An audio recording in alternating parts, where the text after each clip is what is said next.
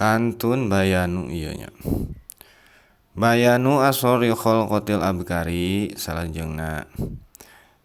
Ari ieu eta bab buat meretelakeun pirang-pirang rahasia ngabedah pirang-pirang kaparawanan.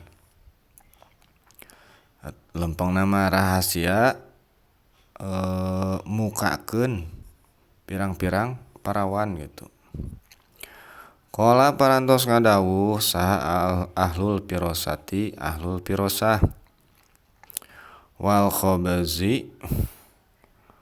khobri jeung ahli waspada binisai ka pirang-pirang awewe.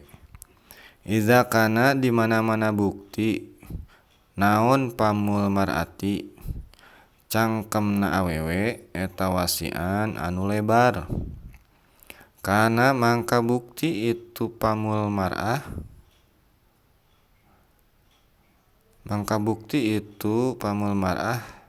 naon parjuha parjina si mar'ah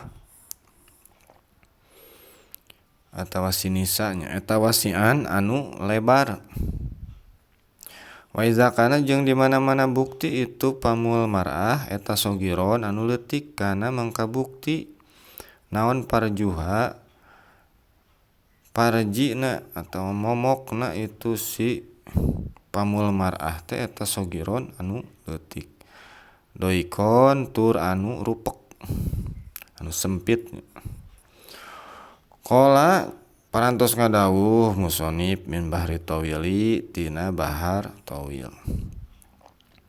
Iza doko di mana-mana rupek di mana-mana ciut atawa di mana-mana sempit.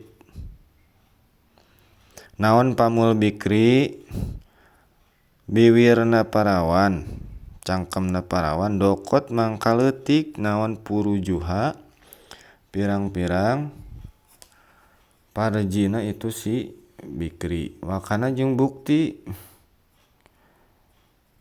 lipamiha eta tetep kana cangkemna itu si bikri naon syiarun ciri liparjiha kana parjina itu si bikri. Wa in kanat jeung lamun bukti naon syabtaha dua lambena itu si bikri eta golidzotaini anu kandel.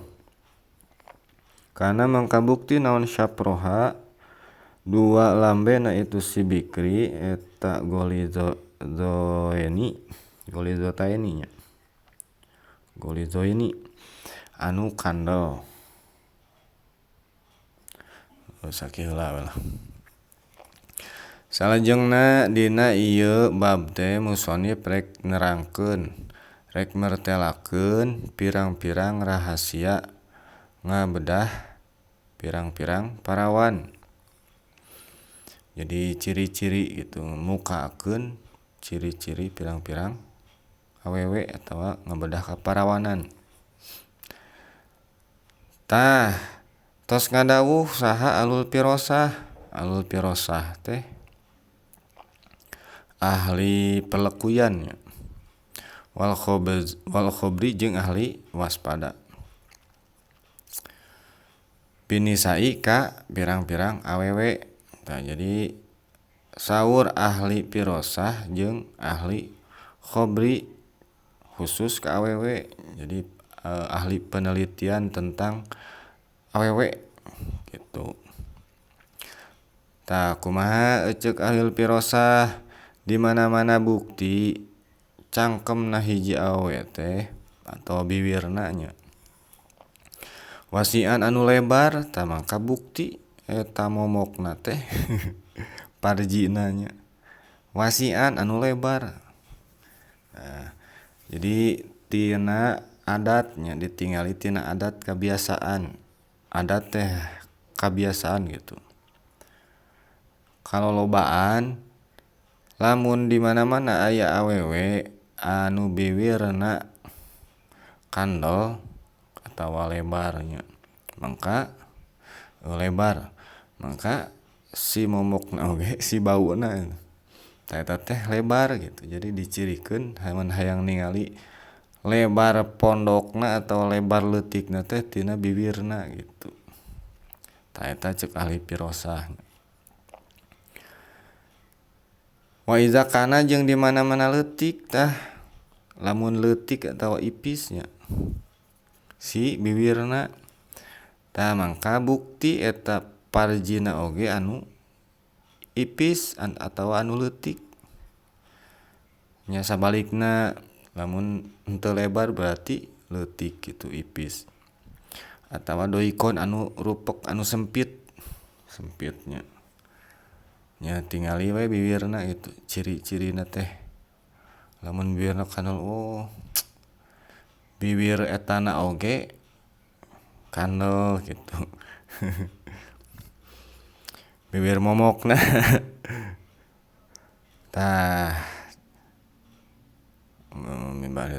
berarti kola geus ngadawuh ya. Ahli pirosah teh tadina dijadikeun siiran.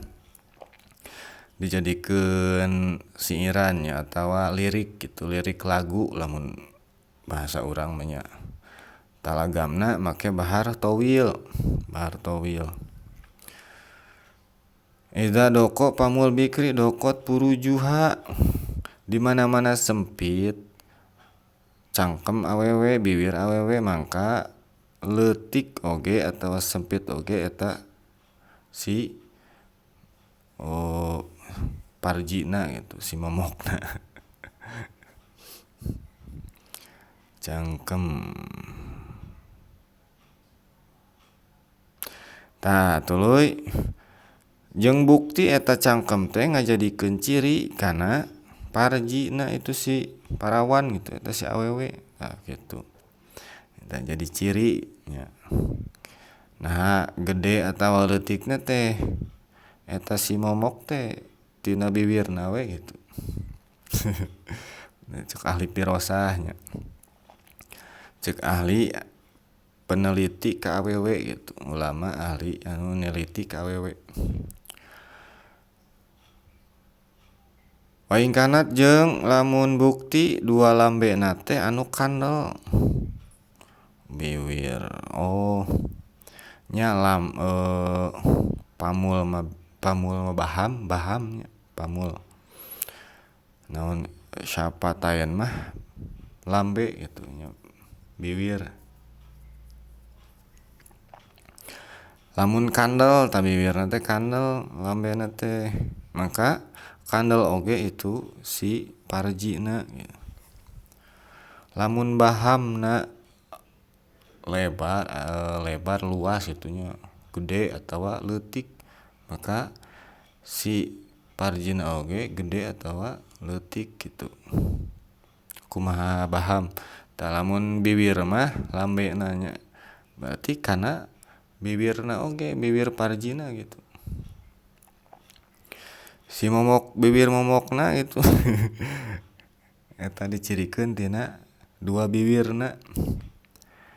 Kitu eta teh hadirin wal hadirat. Kantun wa in kanata wallahu a'lam bissawab.